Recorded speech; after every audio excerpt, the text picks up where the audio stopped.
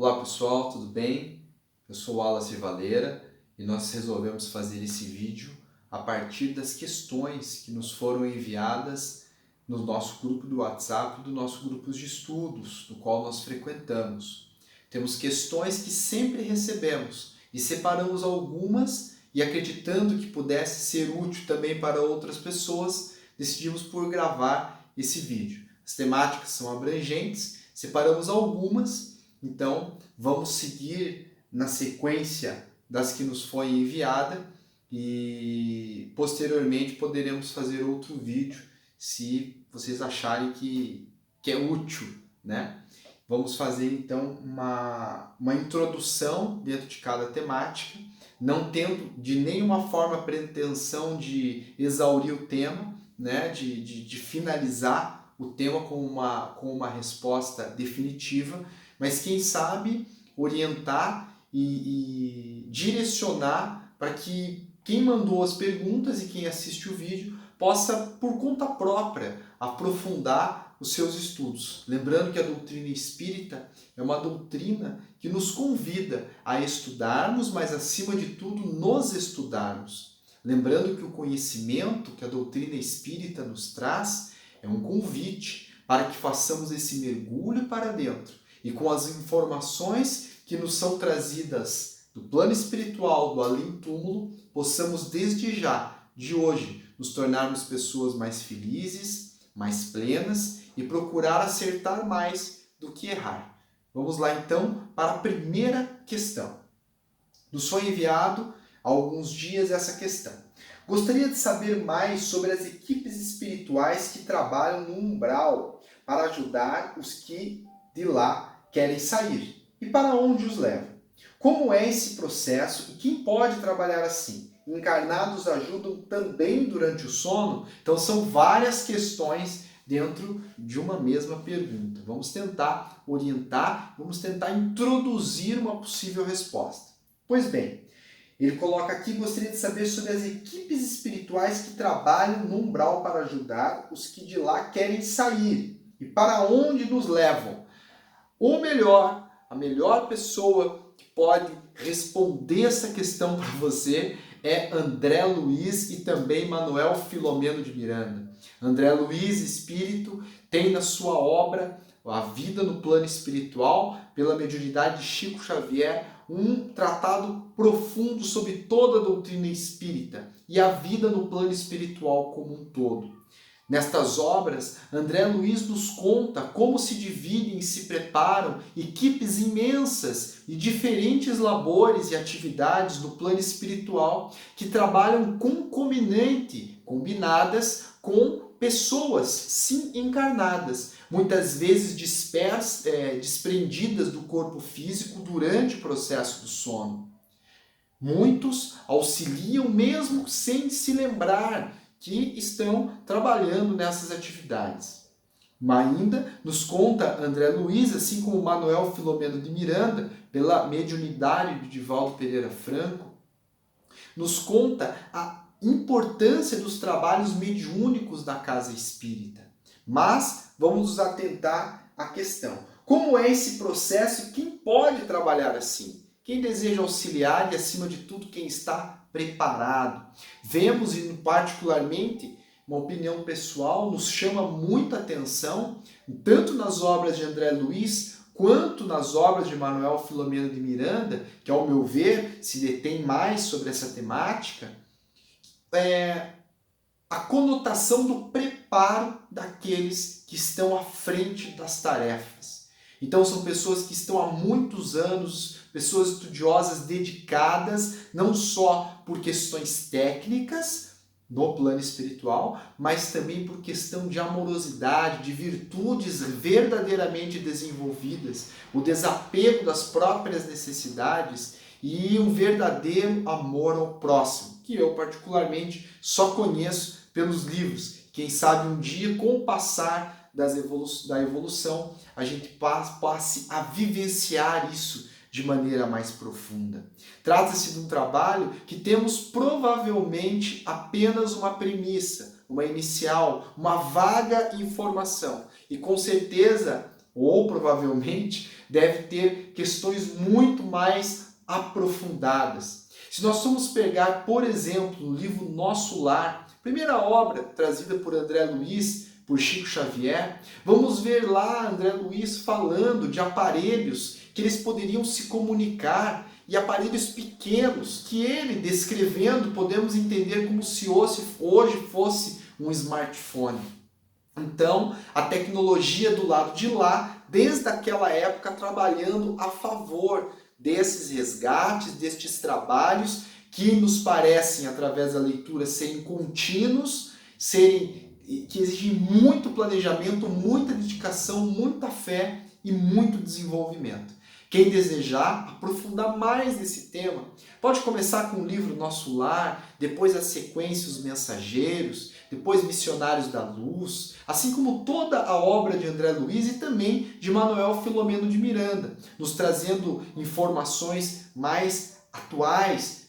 Lembrando que, embora a obra de André Luiz seja um pouco mais antiga, a temática dele é totalmente atual. Né? Então é válido esse estudo, o debruçar disso, mas acima de tudo, para que essas informações sejam válidas para nos modificar no dia de hoje, e não simplesmente para consumirmos mais informações, sabermos sobre as questões do plano espiritual, mas que isso não faça uma mudança verdadeira em nós, pois esse é o objetivo maior. Vamos para outra questão. Olá!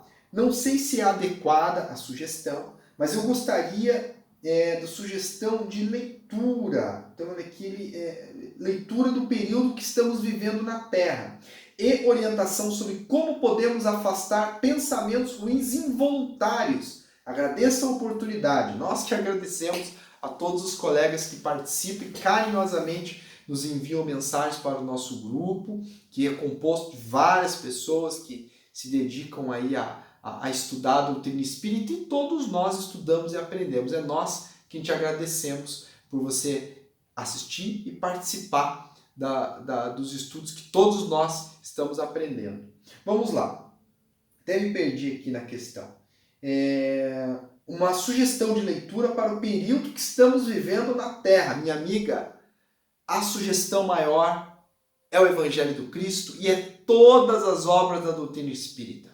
Haverá momentos que estamos mais entusiasmados ou necessitados de lermos um romance, tal como o romance Há 2000 anos de Emmanuel, 50 anos depois, entre tantas outras obras espetaculares. Haverá momentos que precisamos de um pouco mais de lucidez para a nossa alma, e nós vamos procurar nas obras de Joana de Ângeles as expressões de carinho à luz da psicologia transpessoal. Haverá momentos em que precisaremos de informações mais exatas, racionais, e talvez a encontraremos em O Livro dos Espíritos ou em O Livro dos Médiuns. A doutrina espírita nos traz inúmeras obras.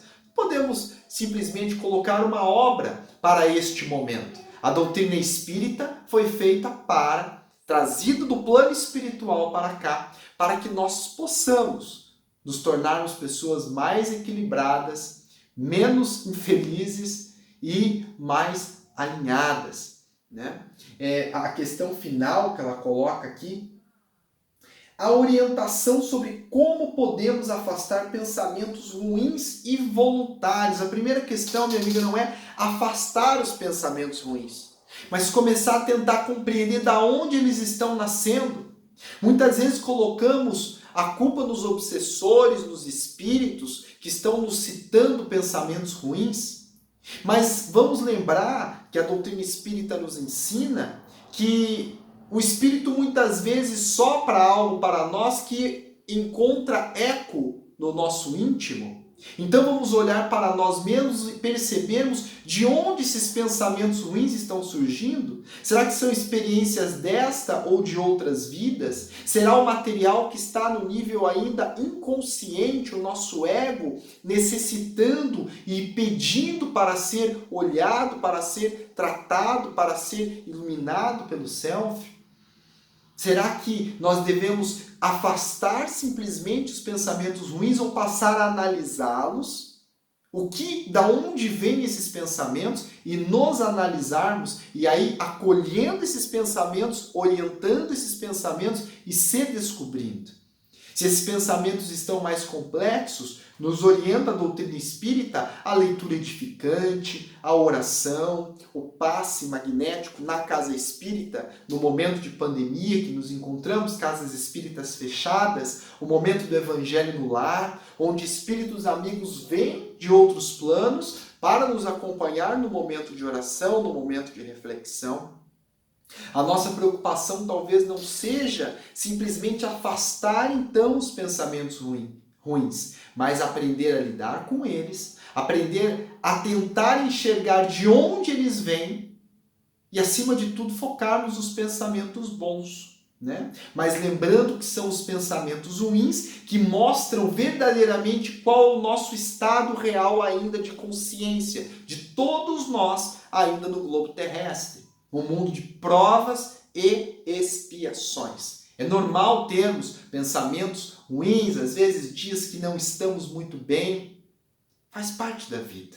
E faz parte da vida o desafio de tentarmos sobrepormos esses pensamentos, acolhê-los com carinho, analisá-los e nos analisarmos consequentemente. Uma obra que poderá nos endereçar um pouco mais de lucidez sobre esta temática poderá ser encontrada no livro O Evangelho segundo o Espiritismo.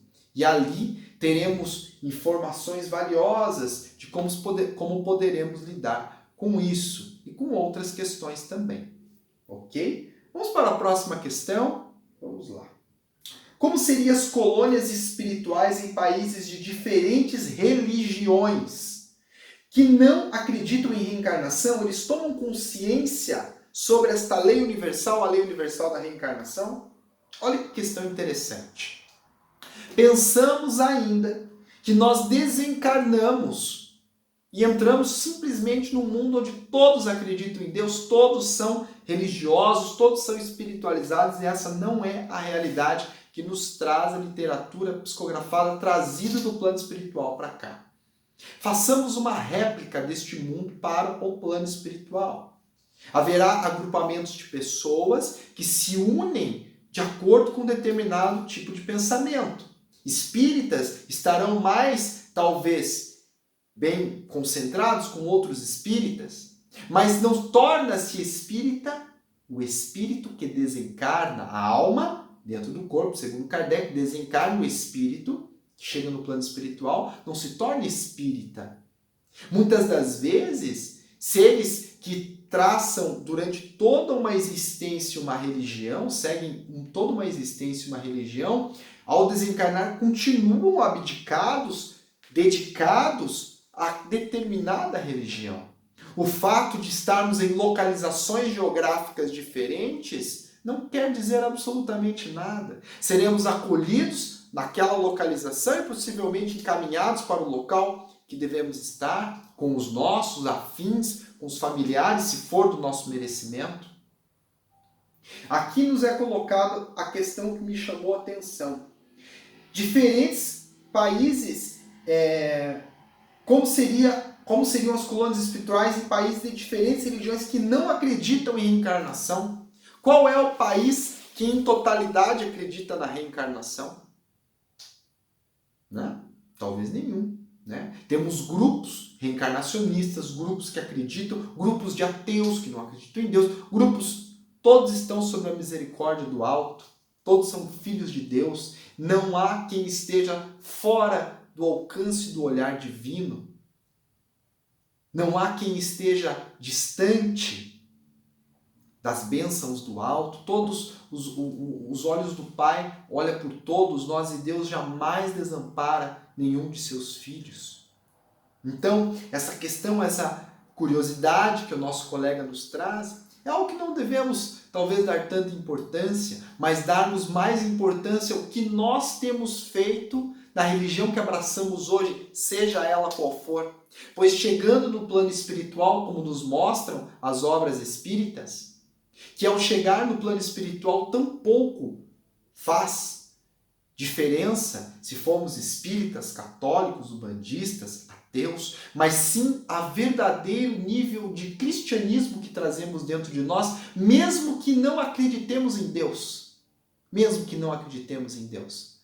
Existem pessoas que são ateus, mas trazem dentro de si uma bondade, um amor ao próximo que pouquíssimos cristãos declarados trazem dentro de si. É este amor, é esta religião chamada amor que devemos desenvolver verdadeiramente. As religiões são caminhos que nos mostram como desenvolver ou como chegar de uma maneira menos dificultosa ou de tornarmos a nossa vida menos desastrosa na atual reencarnação.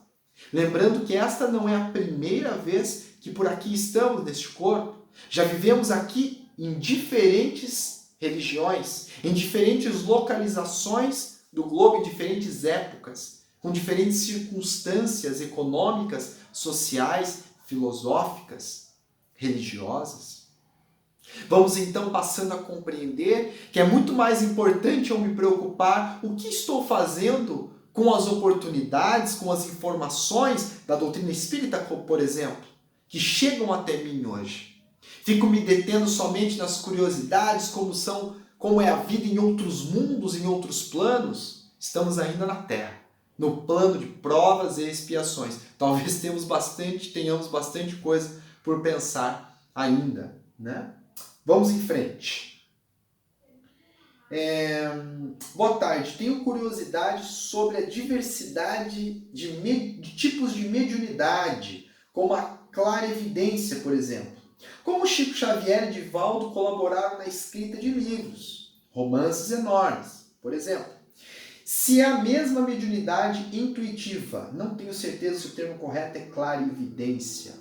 Meu amigo, você que mandou essa questão e para alguém que possa ser útil, poderá encontrar todas essas informações, mas muito melhor do que eu seria capaz de tentar introduzir de maneira pálida aqui. Vai encontrar no livro dos médiuns. Lá dentro do livro dos médiuns, nós vamos ter um capítulo onde Kardec traça os tipos de mediunidade. Pega o livro, dá uma olhadinha lá, que você vai encontrar exatamente todos os tipos de mediunidade que Kardec catalogou naquela oportunidade. E ali você vai entender perfeitamente como tudo funciona. Ok? Próxima questão e última para conversarmos hoje. Boa tarde. Boa tarde. Se a pandemia faz parte do processo para o plano de regeneração, para nos tornarmos um mundo de regeneração, não seriam os mais evoluídos habitar a Terra?